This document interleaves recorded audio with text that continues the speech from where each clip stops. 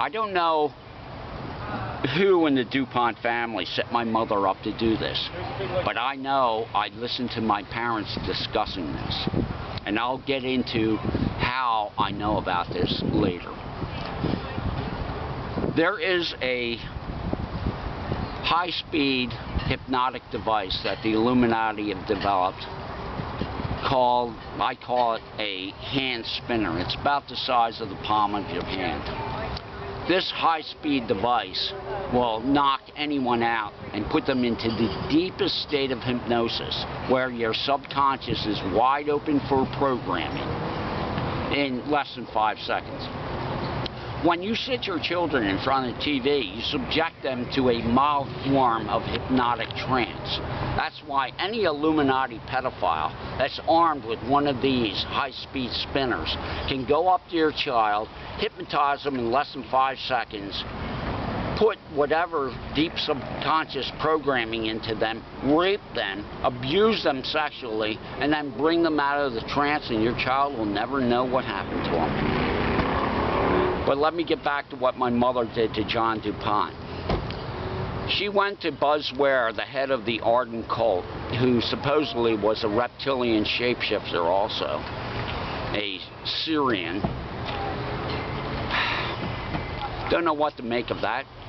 Part of me says, good chance there are other entities in the universe and other dimensions that are silicone-based life forms rather than carbon-based, that are reptile-based life forms rather than mammal-based, probably aquatic life forms.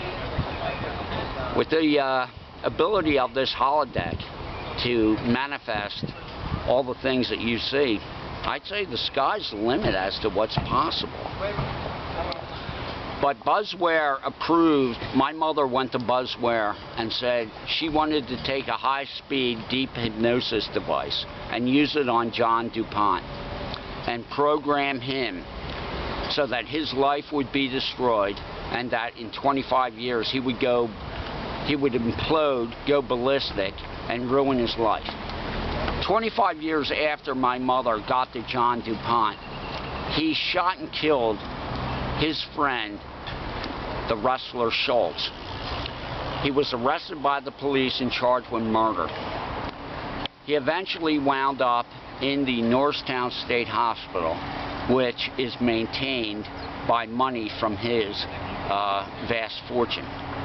John DuPont lost his life due to a economic backstabbing plot to take over his wealth by members of his own family. The Arden cult, run by Buzz Ware, approved this covert operation to destroy his life. I think John DuPont and the Schultz family deserve to know the truth of why Schultz got murdered and why John DuPont did what he did all his life. He was monarch mind controlled. His life was stolen from him. If you study human psychology and physiology, you will know that 99% of your life, maybe 95%, 99%, it varies on who you talk to. 95, let's say, % of your decisions and your actions in your life are based on your subconscious programming. Your subconscious is 1,000 times stronger than your conscious mind.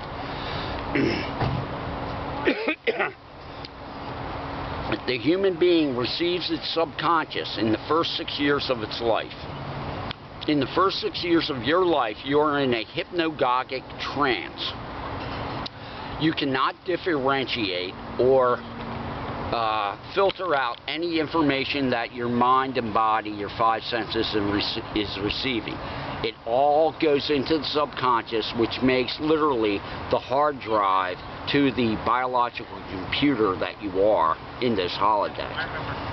So if you grow up into a culture that is loving to women and fair to women, there's a good chance in your life you'll be fair to women and loving to women. If you grow up into a culture that practices pedophilia, murder, and human sacrifice, there's a good chance you're going to be a pedophile human sacrificer. You get the point? You need to look at Bruce Lipton's Wisdom of Yourselves to understand what I'm talking about. But there's other people like Kevin Trudeau, and just go to my 2011 Free Your Mind Conference presentation and follow the yellow brick road to freedom, okay? Because you're in for it. The Illuminati want to destroy you, and it's crunch time. So I want to get it out onto the web that John DuPont was an Illuminati mind control victim, done in by the cult of Arden, done in by my mother, his teacher, Josette Parker, with the approval of Buzz Ware and my father, Albert E. Parker. So let's go on to another incident growing up in Arden, the pedophile mass murdering village that thinks it's a former art colony. Growing up in Arden, the Satanic Ritual Abuse Center was located under the Candlelight Dinner Theater in the back of Buzz Ware's gallery. One evening in, I guess, 1970, 69, might have been 71, an actress from the Candlelight Dinner Theater ventured into the gallery. The door was left unlocked. She went through the gallery into the back room where the satanic ritual abuse occurs. She walked in on a pedophile abuse session. They immediately killed her, dismembered her body, and put it in a suitcase. That body was then given to the police, who planted it on an immigrant Chinese cook who worked in a strip mall in Fairfax Shopping Center. He was subsequently sentenced and convicted for murder and abuse of a corpse, put into prison in Delaware, and then murdered there.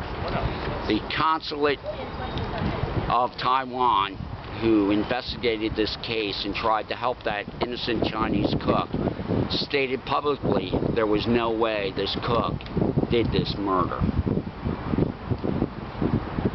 I have witnessed many murders, being a monarch mind control slave in Arden.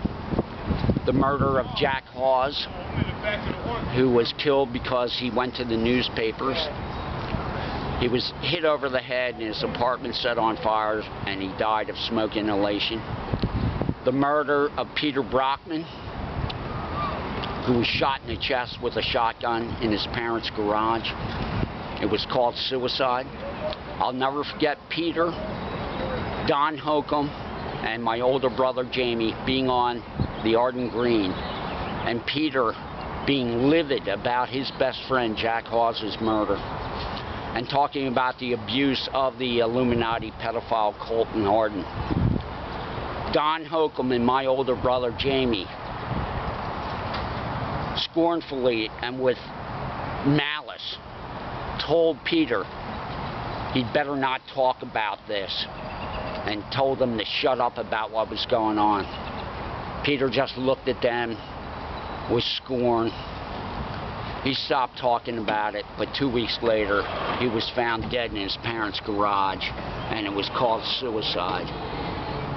Yeah, if you believe Peter Brockman killed himself, well, I've got a bridge in Brooklyn to sell you.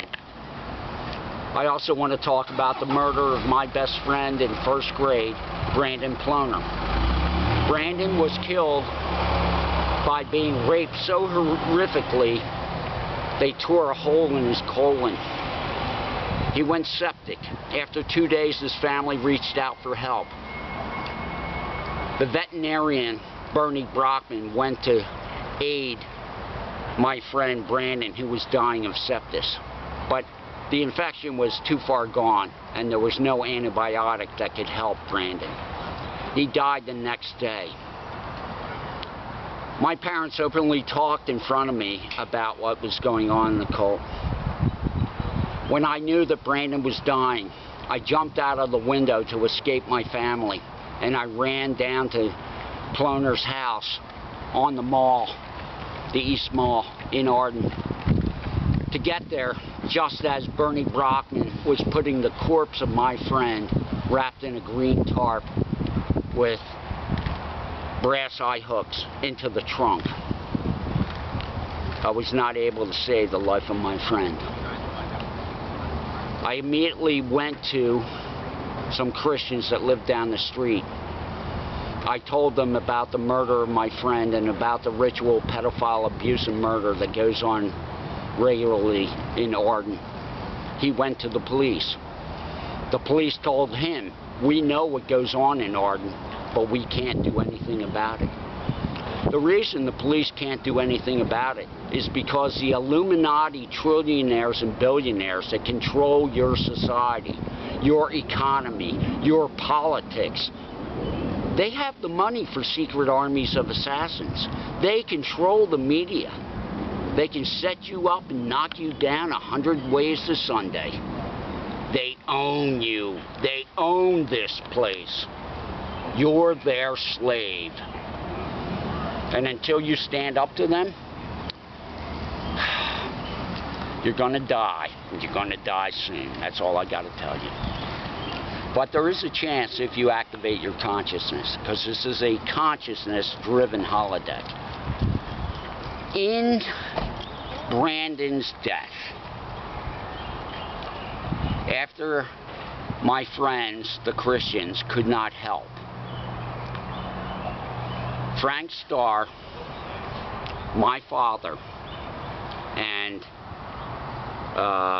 Chuck Connor, who after Buzz Ware's death eventually became the coordinator of the Marquis of Hell cult in Arden, Ardentown, and Ardencroft. Chuck Connor said to my friend, "If you don't stop pursuing justice for the murder of this child, we'll kill your son. And you know we control the police. We control the newspapers. You want to mess with us? Your son's dead. And then we'll see about you and your wife." So he backed down. He eventually moved his family out of the country. Then what they did with me, for trying to get them and put in jail for murder, they took me to Gordon Pizer, friend of traumatized children from the University of Pennsylvania.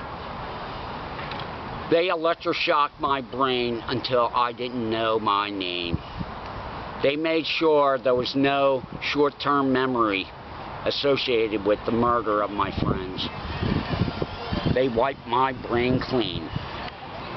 So I lived the rest of my childhood and early adult life as a zombie, literally. So the cult was openly able to talk about things in front of me because I was so disassociated and mind-controlled. I had one foot in reality and one foot in La La Land. You got away with the murder of Brandon Ploner. But 10 years later, his brother Brandon Ploner moved back to the area, and he started investigating the cult and taking notes on who was involved. Brad Ploner was set up by the Illuminati and shot 13 times. They then threw some drugs into the car they shot him in and said, well, it was just a drug deal gone wrong. They shot him 13 times for the Council of 13, which rules America, so that the police would know it was an Illuminati hit and they were not to investigate, which they did not do. They just let it go. Just drug dealers killing each other, no big deal. Keep walking.